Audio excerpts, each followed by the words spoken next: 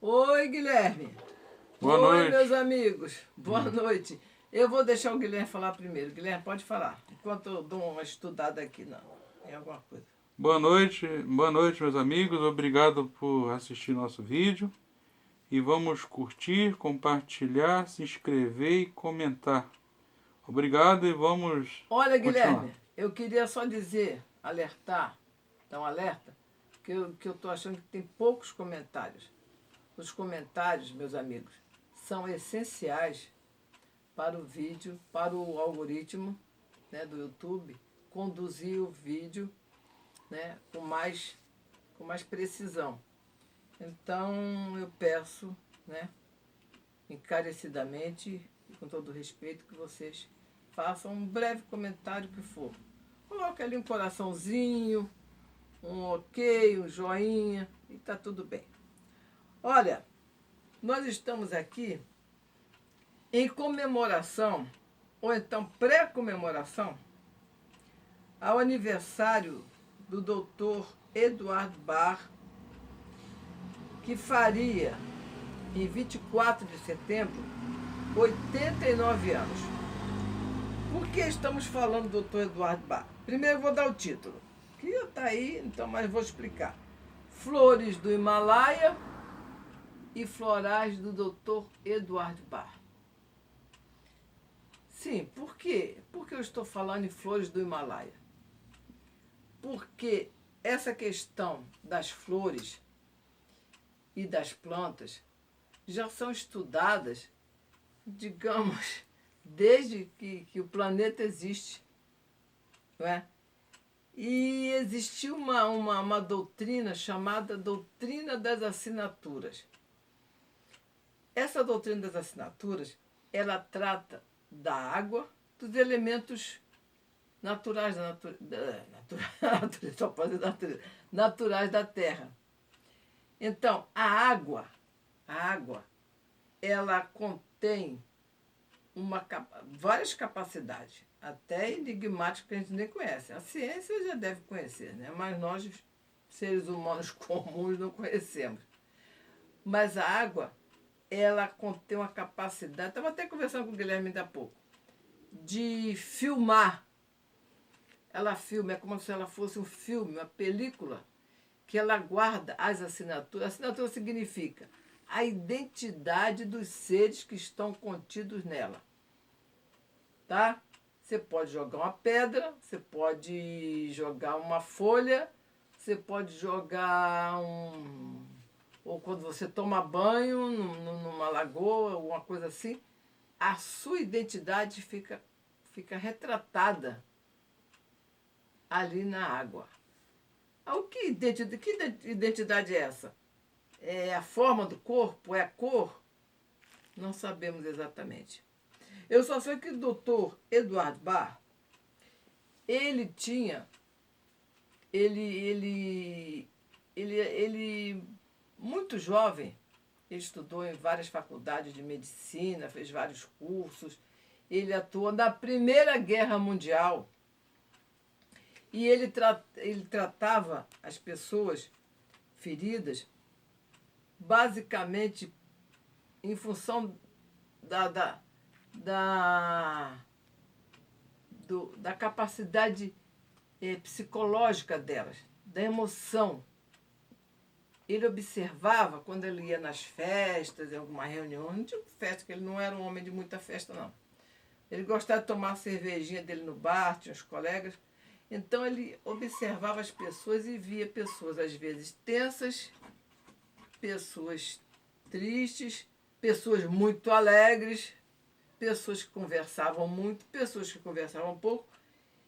E ele foi, de acordo com tudo que ele já tinha estudado, classificando esses grupos dentro dos padrões que ele estudou, que ele pesquisou e que ele descobriu também. E outra coisa muito importante no tratamento da pesquisa do Dr. Barr. Ele queria facilitar a nossa vida. Ele queria facilitar a vida dos que estavam precisando de ajuda. Porque muitas vezes está sentindo alguma coisa e não sabe identificar. E ele identificou várias emoções, categorias de emoções, que ele incluiu nos 38 florais que ele fez. Então ele descobriu essas flores uma por uma, depois de muita pesquisa, de visitar muitos jardins. E por que eu falo no Himalaia? Porque eu estive, Guilherme, lá, não sei se você foi comigo, Sim, no foi. laboratório da Lisete Sim. Lisete de Paula. Será que ela está me assistindo? No centro do Rio, né? No No centro do Rio. Estácio? Um laboratório, não lembro. Não foi no Estácio, não. A Lisete, ela tinha um Bairro Estácio. laboratório enorme. E tinha várias categorias de florais. E eu estive com um floral do Himalaia, das flores do Himalaia, Era o kit, né? nas minhas mãos. Era o kit, eu estive lá. É. Estive lá contigo. Eu estive lá, uma pessoa muito simpática, muito bacana, né? E eu peguei, eu olhei e fiquei assim fascinada. Tinha vários kits, gente. Vários kits. E, então, o Himalaia é uma região de homens santos. Assim como o Tibete, muitas regiões no Brasil também tem. Esses homens santos, eles são chamados sadhus, eles vivem só para a religiosidade deles. Então, esse livro aqui é um livro muito antigo, Vivendo com os Mestres do Himalaia, em que mostra quando esse sadhu, esse homem santo, ele estava a caminho do Vale das Flores. Dá para aparecer aqui mais ou menos? Está em preto e branco, não vai aparecer Sim, muito. aproxima um pouquinho mais. Isso, mais o que você puder. Tá aparecendo legalzinho. Tá vendo? Aqui Dá. tem umas montanhas. Imagina isso tudo colorido. Então, quando ele foi com os discípulos dele para essa caminhada, os discípulos começaram a sentir tonteira, a se sentir embriagados, né? A se sentir assim, não sentir um barato, não se diz na gíria. Eles começaram a sentir um barato. Aí pediram explicação, ele falou, olha, essas flores, elas têm muitas capacidades. Eu já estou acostumada, então não sinto mais esse barato que vocês estão sentindo, essas emoções que vocês estão sentindo. Eles ficaram tontos, eles chegaram quase a desmaiar, porque sentiu aquele perfume, aquela coisa assim viva, tão assim, impregnando todos os sentidos deles. Então, eu duvido que o Dr. Bar não soubesse na época que existia, né, as flores do Himalaia. Porque ele pesquisou. E depois que ele. É o seguinte, depois que ele teve o câncer, olha só, a vida dele foi muito complicada.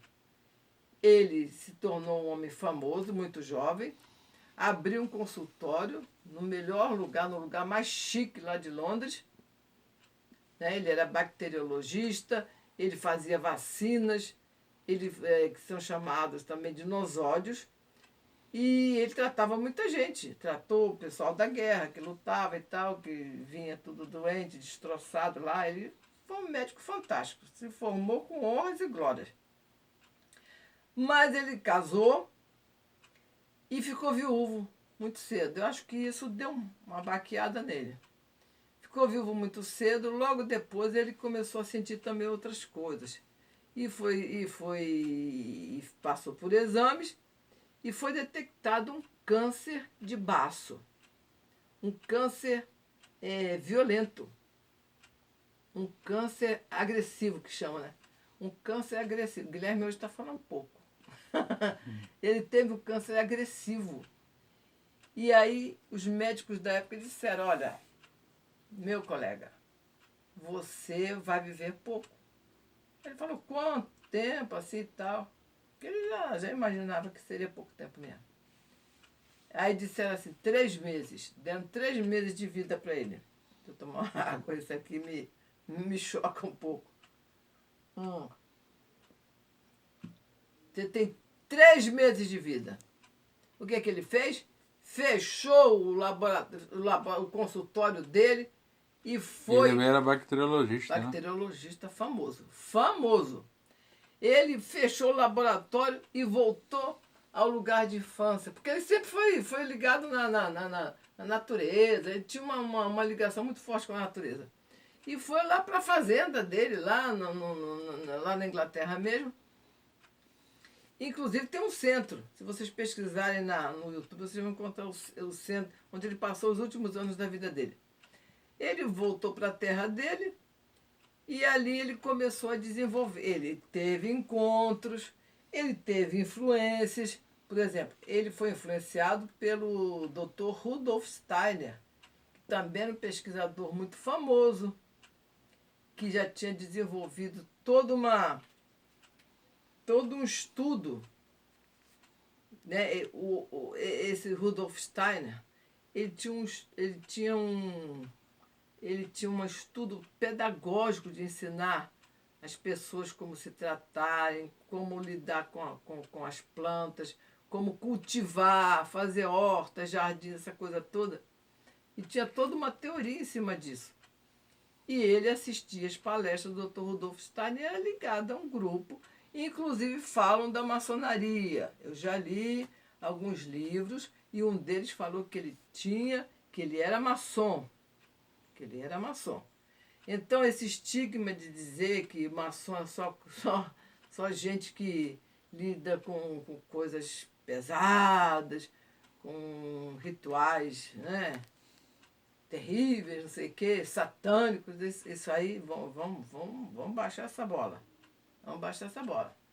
Então, ele tinha ligação com a maçonaria, Rosa Cruzes, e ele teve influência de Goethe, que é um sábio. O negócio é o seguinte, esses homens da época eram homens muito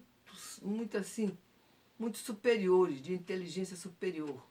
Eles eram sábios, eles não eram só médicos, só advogados, digamos. Não, eles eram sábios, sabiam tudo, eles pesquisavam tudo, mais do que hoje. Mas fala também sobre o autotratamento no floral de Bach, a pessoa se tratar. Sim, porque ele desenvolveu 38 remédios à base de flor. É a vibração da flor. Esse aqui, ó. Olha aqui, vou mostrar antes que o tempo acabe. Dá para aparecer? Dá para. Eu colhi aqui flores de chuchu. Eu tenho aqui no meu cantinho aqui os pezinhos de chuchu, estão em florescência.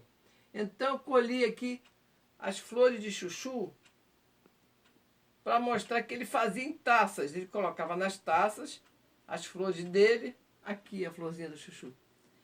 E depois botava no sol, e o sol fazia aquela fotografia dentro da água, para pegar a identidade e assinatura, e de manhã ele bebia. Ou então, uma coisa mais inteligente ainda que ele fazia, mais inteligente, ele pegava o orvalho, ele ia no jardim e bebia o orvalho da flor. E a pessoa também ela pode se tratar com floral, procurar o floral que ela achar melhor, ou procurar um terapeuta floral. Sim, você ou um floral pode, numa farmácia. Você pode estar sentindo, né? Tá sentindo solidão, tá se sentindo assim. Em farmácias que vendem floral também de Bach. Tá sentindo, ó, porque são 10 categorias de sintomas que ele conseguiu. Deixa eu ver aqui no meu. Ele conseguiu. Bom, quero avisar que a gente está quase terminando. Faltam uns 30 segundos, mas. Então, a gente pode continuar depois, né, Guilherme? Isso, vamos fazer a segunda parte. Então, tchau. Obrigado, crianças. tchau a todos. Muito obrigado. Um beijo.